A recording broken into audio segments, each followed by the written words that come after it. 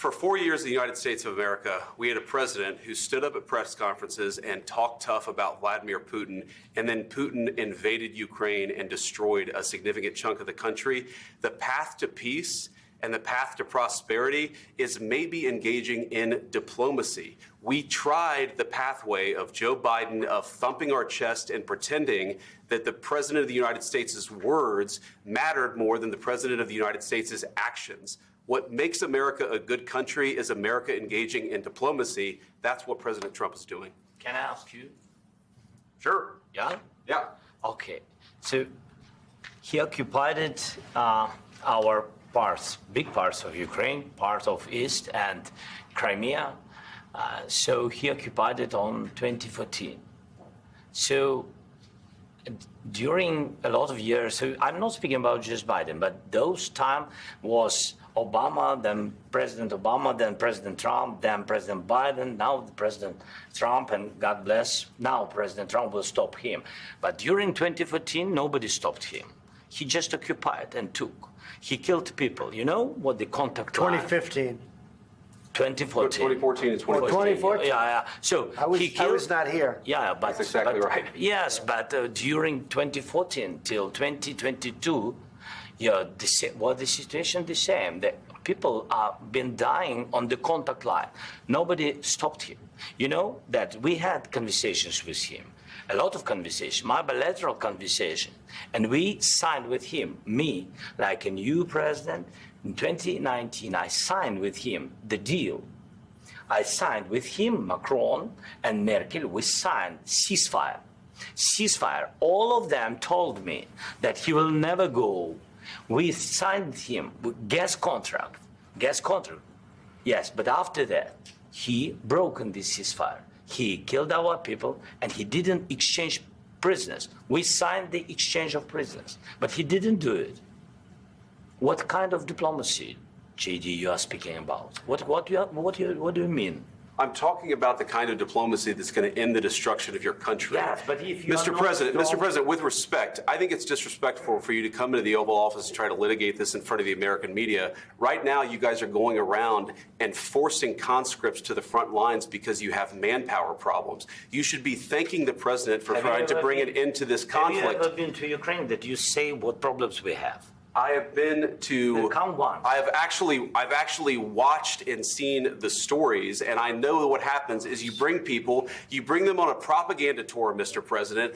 Do you disagree that you've had problems bringing people into your military? And do you think that it's respectful to come to the Oval Office of the United States of America and attack the administration that is trying to prevent the destruction of your country? A lot of questions. Let's start from the beginning. Sure. First of all, during the war, everybody has problems, even you, but you have nice ocean and don't feel now, but you will feel it in the future. God bless. You don't know that. God bless. God bless. You will not have a war. Don't tell us what we're going to feel.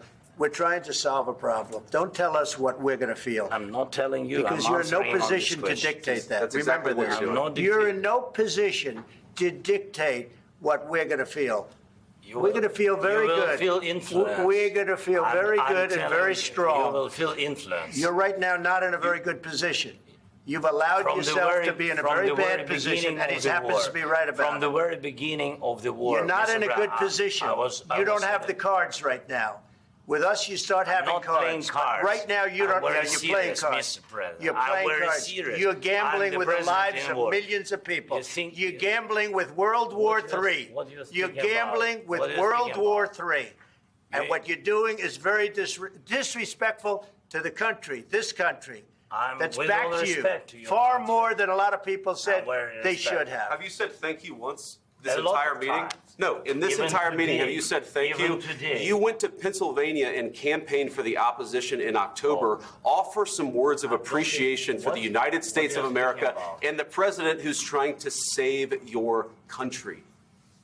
Please, you think that if you will speak very loudly about the war, you can... He's not speaking loudly. He's not speaking loudly. Your country's in big trouble. Can I answer? Wait a minute. No. You've done a lot of talking.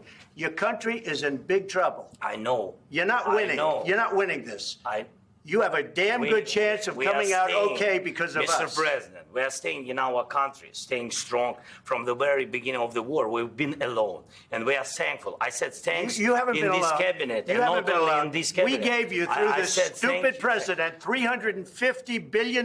You voted we gave for you your military equipment, and you men are brave, but they had to use our military. What about if you didn't have our military equipment, if you didn't have our military equipment, this war would have been over in 2 weeks. In 3 days. I heard it from Putin. In 3 days. This is something maybe new. Less. In 2 weeks. Of course, yes. It's going to be a very hard thing to do business like this. I tell you. Just say thank you. I said a lot of times that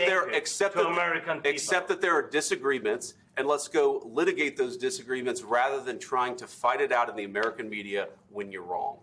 We know that you're wrong. But you see, I think it's good for the American people to see what's going on. I understand, sir. I think it's very important. That's why I kept this going so long. You have to be thankful. You don't have the cards. Thankful. You're buried there. Your people are dying. You're running low on soldiers. Listen, you're running low on soldiers. It would be a damn good thing. And then you tell us, I don't want a ceasefire. I don't want a ceasefire. I want to go, and I want this. Look. If you could get a ceasefire right now, I tell you, you take it so the bullets stop flying and your men stop getting killed. Of course, we want to stop the war. But you're saying you don't want a ceasefire. But I said to you, I want a ceasefire. With guarantees. Because you'll get a ceasefire faster than an agreement. Ask our people about ceasefire, what they think. That wasn't with me. For you what, that wasn't with me. That was with a guy named Biden, who was not a smart person. That was with Obama. It was your president. Excuse me. That was with Obama, who gave you sheets, and I gave you javelins. Yes. I gave you the javelins to take out all those tanks. Obama gave you sheets. In fact, the statement is Obama gave sheets and Trump gave javelins. You got to be more thankful, because let me tell you, you don't have the cards. With us, you have the cards. But without us, you don't have any cards.